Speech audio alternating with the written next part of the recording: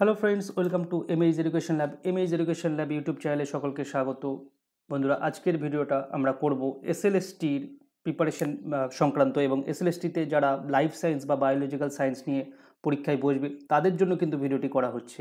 ভিডিওতে আমরা ডিসকাশন করব যে লাইফ সায়েন্স বা বায়োলজিক্যাল সায়েন্সে 50+ স্কোর অর্থাৎ আউট অফ 60 নম্বরের মধ্যে 50-এর বেশি নাম্বার পাওয়ার জন্য কিভাবে আমরা স্মার্ট নোটস ক্রিয়েট করব বা ওভারঅল আমাদের প্রিপারেশন স্ট্র্যাটেজি কী হবে সেই বিষয়টা নিয়ে কিন্তু আলোচনা করব। ভিডিওটি শেষ পর্যন্ত দেখো, আমি খুব সংক্ষেপে টোটাল জিনিসটা কিন্তু তোমাদের সামনে মানে আগামী কয়েক মিনিটের মধ্যে কিন্তু তুলে ধরতে চলেছি। ওকে, তো আমরা জানি আমাদের কাছে মাত্র সময় আছে অ্যারাউন্ড 75 ডেজ, কম বেশি প্লাস মাইনাস।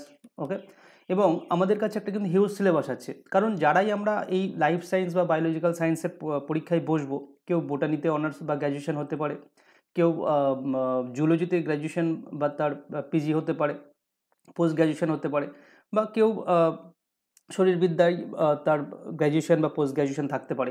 অর্থাৎ যে ফিল্ডের স্টুডেন্টই এই লাইফ সায়েন্স বা বায়োলজিক্যাল সায়েন্সের পরীক্ষা দিক না কেন, তার কিন্তু দুটো বিষয়ে একটু কম মানে জানা থাকবে। কেউ যদি জুলজিতে অনার্স পড়ে, তার কিন্তু বোটানি এবং ফিজিওলজি সেটা কিন্তু একটু কম জানবে। তো এই রকম ক্যাটাগরিতে কিন্তু আমরা সবাই বিলংস করছি। অর্থাৎ একটা হিউজ সিলেবাস, মানে অনার্স লেভেলের 3টে সাবজেক্টের সিলেবাস কিন্তু আমাদের এই সংক্ষিপ্ত টাইমের মধ্যে কভার করতে হবে, 1 নম্বর কথা। এবং প্রপার ওয়েতে এমনভাবে কভার করতে হবে যাতে আমরা যেটা বললাম আউট অফ 60 আমরা যাতে 50+ স্কোর করতে পারি, এবং আমাদের মেরিট লিস্টে ফাইনাল যেটা উদ্দেশ্য, মেরিট লিস্টে আমাদের নাম দেখা, সেটাই যেমন আমাদের হয়, সেই উদ্দেশ্যই কিন্তু আমরা এখানে ফুলফিল করতে এসেছি। আমরা কিন্তু কোনো মানে হায়ার স্টাডি করে জ্ঞান অর্জন করতে এখানে আসিনি। তো আমাদের পড়ার স্ট্র্যাটেজিটাও কিন্তু ঠিক সেইভাবে আমাদেরকে সেট করতে হবে, বা আমাদের সেই উপায়ে কিন্তু আমাদের স্মার্ট নোটস তৈরি করতে হবে। সেই প্রসেসটাই কিন্তু আমি পরবর্তী পদক্ষেপে বলছি। দেখো, এই আউট অফ 75 ডেজ আমরা এটাকে কীভাবে ইউটিলাইজ করছি সেটাই কিন্তু আমাদের হাতে সম্পূর্ণভাবে আছে। তো আমরা সেইভাবেই কিন্তু ইউটিলাইজ করব। প্রথম যে পয়েন্টটা আমাদেরকে মাথায় রাখতে হবে, এখন ফর্ম ফিল আপ চলছে বা একটা ইনিশিয়াল স্টেজের মধ্যে দিয়ে আমরা যাচ্ছি। পরীক্ষা সেপ্টেম্বরের ফার্স্ট উইকে হবে। তো এই সময়ে আমরা কিন্তু প্রচণ্ড ফাস্ট গতিতে এগোবো না। আমাদেরকে মনে রাখতে হবে এই যে টোটাল পরীক্ষার প্রসেসটাকে আমাদেরকে কিন্তু 100 মিটার বা 100 মিটারের দৌড় প্রতিযোগিতা হিসেবে নিলে হবে না, এটাকে ম্যারাথন হিসেবে নিতে হবে। 100 মিটারের দৌড়ে কী হয়, আমি প্রথম থেকেই স্পিড বাড়াই এবং ফিনিশ লাইনে গিয়ে শেষ করে দিই, সঙ্গে সঙ্গে শেষ হয়ে যায় খেলা। সেটা করলে কিন্তু হবে না, আমাদের এখানে ম্যারাথন রেস লড়তে হবে। অর্থাৎ ইনিশিয়ালি কিন্তু আমাদের স্লো প্রসেসে এগোতে হবে, এবং যখন পরীক্ষার কাছাকাছি আমরা আসবো তখন কিন্তু সেই ফিনিশিং লাইনে যাওয়ার আগে কিন্তু আমাদের স্পিডটা বাড়াতে হবে। ওকে, প্রথম থেকেই স্পিড বাড়িয়ে কিন্তু আমি সেই ধারাবাহিকতা বজায় রাখতে পারবো না। হয়তো 2-3 দিন আমি 15-16 ঘন্টা করে দিনে পড়লাম, তারপরের দিন থেকে কিন্তু মানে আমি শরীর কিন্তু পারমিট করবে না। সুতরাং স্টার্টিং পয়েন্টে আমাদের কিন্তু খুব ধীরে ধীরে ধীরে ধীরে অল্প অল্প করে পড়া শুরু করতে করতে করতে করতে একটা টাইমে গিয়ে কিন্তু স্পিডটা বাড়াতে হবে। এইটা হবে আমাদের একেবারে প্রিপারেশনের স্ট্র্যাটেজি। এরপরে স্মার্ট নোটস ক্রিয়েট করার কিন্তু একদম মেন আমাদের উদ্দেশ্য হবে, কারণ আমি যদি এই সংক্ষিপ্ত টাইমের মধ্যে সঠিকভাবে স্মার্ট নোট না তৈরি করে পড়ি, বা স্মার্ট নোট আমি কোথা থেকে নিয়ে না পড়ি, তাহলে কিন্তু পসিবল নয় এই বড় সিলেবাসটাকে মানে বড় সিলেবাসের সঠিক অংশটাকে তুলে ধরে আনা। ওকে, তো আমাদেরকে কিন্তু স্মার্ট নোটস ক্রিয়েট করতে হবে এবং তারপরে কিন্তু প্রিপারেশন নিতে হবে। আমি ইনিশিয়ালি আমাদের যে প্রথম চ্যাপ্টার আছে ইনভার্টিব্রেটস, তার মধ্যে যে classification major phylum up to the sub classes with proper example বা উইথ এক্সাম্পল যেটা আছে, তো তার একদম ইনভার্টিব্রেটসের মধ্যে প্রথম যে দুটো ফাইলাম আছে, অর্থাৎ এখানে আমরা বলবো প্রোটোজোয়া অ্যান্ড দেন আমি বলবো পরিফেরা, এই দুটো নোটস দেখিয়ে তোমাদের কিন্তু একটা আইডিয়া দেওয়ার চেষ্টা করব। তুমি আমাদের কোর্সের স্টুডেন্ট হও বা না হও, সেলফ স্টাডি করো, যেখানেই পড়ো না কেন, তোমাদের কিন্তু এই মানে নোটসটা একবার দেখে নাও। তো তাহলে তুমি বুঝতে পারবে যে ঠিক কোন অংশ বা কীভাবে আমাদেরকে প্রিপারেশান নিতে হবে, বা কীভাবে আমাদের একটা নোটস ক্রিয়েট করতে হবে সেই সম্পর্কে কিন্তু একটা আইডিয়া চলে আসবে। এবং এই বিষয়টি বলার আগে কিন্তু তোমাদেরকে একটা গুড নিউজ দিয়ে রাখি, যে আমাদের অলরেডি তো এসএলএসটি লাইফ সায়েন্সের রিভিশন কোর্স চলছে, যেখানে মোটামুটিভাবে এখনও পর্যন্ত কাল যেটা আমি রিপোর্ট দেখলাম অ্যারাউন্ড 700-এর কাছাকাছি কিন্তু স্টুডেন্ট অ্যাডমিশন হয়েছে। অ্যাডমিশন প্রসেসটাকে কিন্তু আমরা বন্ধ করিনি, এখনও কিন্তু আমরা অ্যাডমিশন ওপেন রেখেছি, বিকজ এটা লাস্ট ব্যাচ। এর আগে নোটিফিকেশনের আসার আগে আমাদের ব্যাচ ফুল হয়ে গেছিলো, তারপরে কিন্তু এই ব্যাচটা আমরা লঞ্চ করি। ডিসকাউন্ট এখনও কিন্তু আছে 75%। মাত্র 2675 টাকার বিনিময়ে কিন্তু টোটাল যে কোর্স, অর্থাৎ ভিডিও লেকচার, তার মধ্যে প্রচুর এমসিকিউ, মানে তার যে স্টাডি নোটস, যেটা স্মার্ট নোটস আমরা বলছি, সেইগুলো সব কিছু কিন্তু এই একটা কোর্সের মধ্যে পাবে এই পেমেন্টে করার মাধ্যমে। ভিডিও ডেসক্রিপশন এবং আমাদের যে কমেন্ট সেকশন আছে সেখানে কিন্তু লিঙ্ক দেওয়া থাকবে, সেখান থেকে আমাদের এই কোর্সে যুক্ত হয়ে যেতে পারো। চলো আমরা যদি একেবারে প্রোটোজোয়া বা পরিফেরার নোটস দিয়ে আমরা শুরু করি, তাহলে আমরা বুঝবো যে এখানে আমাদের সিলেবাসে আছে কি না, যে ইনভার্টিব্রেটসের মধ্যে যে মেজর ফাইলামগুলো আছে, অনেকগুলো ফাইলাম আছে, যখন আমরা পড়বো তখন আমরা জানবো যে সেই ফাইলামগুলোর মধ্যে এবার তার তো কোনো ক্লাসিফিকেশনের শেষ নেই, ঠিক আছে, যে হায়ারকি মেনটেন করে ক্লাসিফিকেশন হয়, প্রচুর লেভেল পর্যন্ত যায়। বাট আমরা এখানে বলছি আপ টু সাব ক্লাস পর্যন্ত এই এক একটা ফাইলামের ক্লাসিফিকেশন করতে হবে, তার প্রপার এক্সাম্পল কিন্তু আমাদেরকে জানতে হবে। সো এখানে আমরা কি করব, দেখো নোটসটাকে আমরা কিন্তু 3টে ক্যাটাগরিতে ভাগ করেছি, একটু পরেই যখন তোমরা দেখবে বুঝতে পারবে। ইনিশিয়ালি আমরা কিন্তু একটা স্মার্ট থিওরি নোটসের মাধ্যমে বিষয়টাকে সাজিয়েছি, যাতে একদম টু দি পয়েন্টের মাধ্যমে কম সময়ের মধ্যে ম্যাক্সিমামটা কভার করা যায়, দেখতে পাচ্ছ। এবং তারপরে এই যে পরিফেরা সম্পর্কে প্রিভিয়াস ইয়ারের বা বিগত বছরের যে প্রশ্ন, সেটা কিন্তু আমরা এখানে অ্যানালাইসিস করে দিয়েছি। আমি এখানে পরিফেরার ক্ষেত্রে 15টা কোশ্চেন দিয়েছি। আমি এটা দিয়েই শুরু করি, যে প্রিভিয়াস ইয়ারের কোশ্চেন অ্যানালাইসিস করেছি মানে কি না, ইউজিসি নেট পরীক্ষা, ডব্লিউবি সেট পরীক্ষা, নিট পরীক্ষা বা বিএসসি জুলজি অনার্স পরীক্ষা, এই যে বিভিন্ন রকম যে পরীক্ষায় বিগত লাস্ট মানে কয়েক বছরের যে সমস্ত প্রশ্নগুলো, ইম্পর্টেন্ট কোশ্চেনগুলো এসছে, যেটা এই সিএসটি পরীক্ষার জন্য আসার সম্ভাবনা আছে, তো সেই ধরনের প্রশ্ন কিন্তু আমরা প্রথমে কি করেছি, টেবিল ফরম্যাটে প্রশ্ন রেখেছি, তার উত্তর রেখেছি এবং কোন পরীক্ষায় পড়েছি সেটা কিন্তু আমরা মেনশন করে দিয়েছি। ওকে, তো যেমন দেখো এখানে কি কি বলছে, আমি একটা দুটো কোশ্চেন দেখিয়ে দিচ্ছি যে কিভাবে, কারণ এখানে আমি যদি 4টে অপশান দিয়ে রাখতাম তাহলে সময় বেশি যেত। আমি শেষে প্র্যাকটিস সেট রেখেছি, সেটাও আমি দেখাবো। যে পরিফেরা প্রাণীর দেহে খাদ্য গ্রহণ, শ্বাস এবং যে বজ্র অপসরণ সেটা কোন মাধ্যমে হয়, ক্যানাল সিস্টেমের মাধ্যমে হয়। আমরা জানি তো একটা পরিফেরা মানে কি, পরিফেরা মানে কি একটু আগে একটু পরেই আমরা যখন মানে পেট কোর্সে পড়াবো তখন আমরা তো বুঝতে পারবে পরিফেরা মানে কি। পরি মিন্স বেয়ার করা, কোনো কিছু বহন করা, আর ফেরা মিন্স মানে ছিদ্র, অর্থাৎ এই প্রাণীরা কি ছিদ্র বহন করে, এদের মধ্যে ছিদ্র থাকে। তো এই ছিদ্রের মাধ্যমেই কিন্তু এদের যে একটা মানে টোটালটাই কিন্তু ক্যানাল সিস্টেমের মাধ্যমে সমস্ত তার শারীরবৃত্তীয় কাজকর্ম হয়, অর্থাৎ তার যে খাদ্য গ্রহণ সেটাও ক্যানাল সিস্টেমের মাধ্যমে হচ্ছে, শ্বসন সেটাও কিন্তু ক্যানাল সিস্টেমের মাধ্যমে হচ্ছে, এবং এখান থেকে যে বজ্র অপসারণ করছে সেটাও কিন্তু ক্যানাল সিস্টেমের মাধ্যমে হচ্ছে। সো দিস গ্রুপ অফ বা this phylum has a strong canal system. Okay, এদের কিন্তু একটা মানে খুব শক্তিশালী বা একটা বলতে পারো স্ট্রাকচার একটা ক্যানাল সিস্টেম আছে, যেখানে যে ক্যানাল সিস্টেমের মাধ্যমে এরা কিন্তু সমস্ত রকমের তাদের শারীরবৃত্তীয় কাজ তারা কমপ্লিট করে। ওকে, এবার দেখো আমি আর একটু 15টা প্রশ্ন আমি বলছি প্রিভিয়াস ইয়ার থেকে রেখেছি, আমি একদম শেষেই চলে যাই।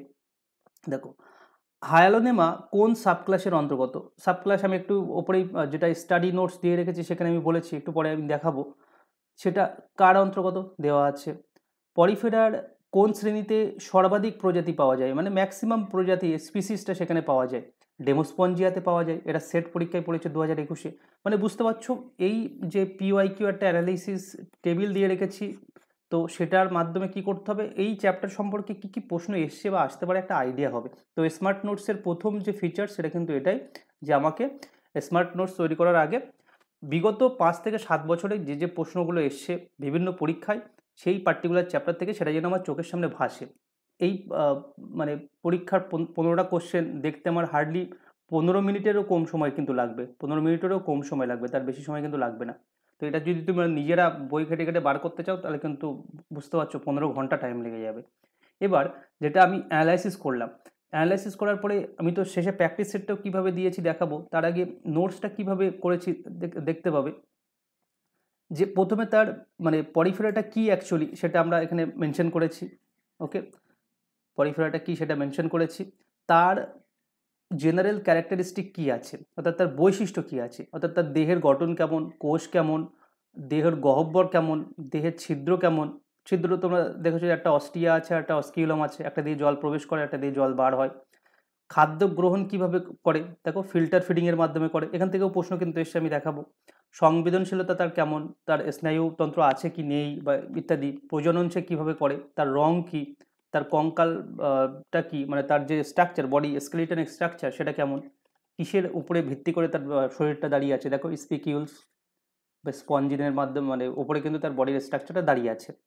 ক্লাসিফিকেশন যখন আমরা করছি তখন আমরা এই যে ফাইলাম পরিফেরার কথা বলছি, এখানে কিন্তু তিনটে মেন ক্লাস আমরা বলছি এবং সেই তিনটে ক্লাসের মধ্যে সাব ক্লাসে কিন্তু আমরা ডিভাইড করছি। ওকে, এবং তার প্রপার ক্যারেক্টারিস্টিক উইথ এক্সাম্পল কিন্তু আমরা দিচ্ছি। মানে যেটা আমরা বলছি প্রথম ক্লাস হলো ক্যালকারিয়া। ক্যালকারিয়ার বৈশিষ্ট্য কী না, এটা ক্যালসিয়াম কার্বনেট দ্বারা কিন্তু এর যে কঙ্কাল বা স্পিকিউল সেটা গঠিত হয় এবং বড় ধরনের একটা কিন্তু এর কোষ বিদ্যমান, সায়ানোসাইট একটা কোষ কিন্তু তার মধ্যে থাকে বা সেলস কিন্তু থাকে। এবার এই ক্লাসের মধ্যে দুটো সাব ক্লাস আছে, subclass 1, subclass 2। Subclass 1-এ আমরা বলছি ক্যালক্যারোনিয়া এবং সাব ক্লাস 2-তে বলছি ক্যালসিনিয়া। তাদের বৈশিষ্ট্যটা অ্যাকচুয়ালি কী এবং তার উদাহরণ যেটা সিলেবাসে আছে এক্সাম্পল, তার এক্সাম্পলটা কী সেটাও কিন্তু এখানে বলা হচ্ছে। এই যে ক্যালকারোনিয়া তার কিন্তু যে স্পিকিউল থাকে সেখানে 3টে কাঁটা থাকে। ওকে, আর এই যে ক্যালসিনিয়া সেখানে সমান দৈর্ঘ্যের 3টে কাঁটার স্পিকিউল কিন্তু থাকে এবং তার সাথে সাথে এই যে সায়ানোসাইট কোষের যে নিউক্লিয়াসের নিচের দিকে কিন্তু অবস্থান করে, অর্থাৎ বেসিক একদম মেন ক্যারেক্টার তো সাজিয়ে 10-12টা লেখা যায়, বাট মেন ক্যারেক্টার কিন্তু এখানে লেখা হয়েছে। হেক্সা তারপরের ক্লাসটা দেখো, হেক্সাক্টিনেলিডা, তার মেন বৈশিষ্ট্যটা এখানে বলা হয়েছে এবং তার আন্ডারে যে দুটো যে সাব ক্লাস সেটা কিন্তু বলা হয়েছে। ওকে, হেস্টারোফোরা মানে হলো হেক্সা মিনস কি 6টা, তো এখানে 6টা কাঁটার তার স্পিকিউল থাকে এবং একটা বলছে কি অ্যাম্ফি ডিস্কোফোরা। অ্যাম্ফি মিনস উভয় সাইডে, ডিস্কো মানে কি একটা ডিস্ক থাকে। ওকে, তো সেখান থেকে এর বৈশিষ্ট্যটা কিন্তু আমরা পেয়ে যাচ্ছি যে উভয় প্রান্তে ডিস্ক সহ কিন্তু স্পিকিউলস থাকছে। ক্লিয়ার? তো এই যে নামের মধ্যেই কিন্তু এই বৈশিষ্ট্য লুকিয়ে আছে এবং তার একটা উদাহরণ কিন্তু এখানে দেওয়া হচ্ছে। আবার যেটা দেখো ডেমোস্পঞ্জিয়া বলা হচ্ছিল যে এই ডেমোস্পঞ্জিয়া গ্রুপের মধ্যে যে সমস্ত স্পিসিস আছে সব থেকে কিন্তু বেশি স্পিসিস এই ডেমোস্পঞ্জিয়া ক্লাসের মধ্যে আছে এবং তার যে দুটো সাব ক্লাস সেটাও এখানে মেনশন করা হয়েছে এবং তার ক্যারেক্টার বা বৈশিষ্ট্যও কিন্তু মেনশন করা হয়েছে। ওকে, তো এই যে একটা সংক্ষেপে মানে জাস্ট বুঝতে পারছো 1-1.5 পৃষ্ঠার একটা যে নোটস, মেন নোটস কিন্তু 1-1.5 পৃষ্ঠা। আর এখানে তোমরা দেখতে পাচ্ছ কত পৃষ্ঠা, দেখো 9 পৃষ্ঠা আছে। 9 পৃষ্ঠা থাকার কারণ কি, মেন নোটস আমার 2 পৃষ্ঠার মধ্যে হয়ে যাচ্ছে আর যে 9টা পৃষ্ঠা টোটাল আছে অর্থাৎ বাকি 7টা পৃষ্ঠার মধ্যে আমরা এখানে পিওয়াইকিউ এবং উইথ প্র্যাকটিস এমসিকিউ এই দুটো কিন্তু দিয়ে রেখেছি। তাহলে আমি নোটের দুটো সেগমেন্ট কিন্তু বললাম। 1 নম্বর হলো কি না, তার পিওয়াইকিউ সলিউশন, মানে একটা পিওয়াইকিউ এর যে লিস্ট বা টেবিল কিন্তু আমাদের সামনে থাকতে হবে এবং আমাদের একটা যাতে আইডিয়া আসে যে কী কী প্রশ্ন থাকতে পারে। স্মার্ট নোটসের কিন্তু একটা মেন ক্যারেক্টার।